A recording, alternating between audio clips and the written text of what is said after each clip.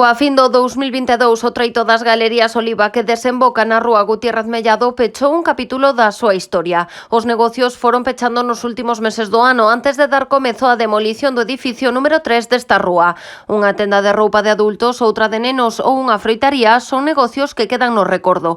A Ortopedia Pedrosa e a Cafetería Galerías foron os últimos en pechar, apurando os prazos ata o 31 de decembro.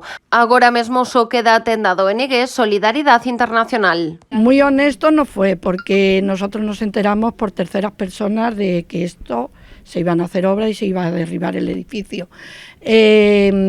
Oficialmente se nos comunicó muy tarde y después de la directora de la ONG pues insistir en que se nos comunicara algo, porque todo el mundo lo sabía, menos nosotros. Oficialmente a nosotros se nos comunicó muy tarde e insistiendo.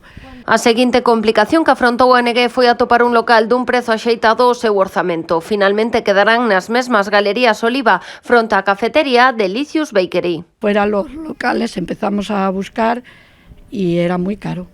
Muy caro, vamos, nosotros no podemos acceder a esos precios. Entonces quedó ese local libre.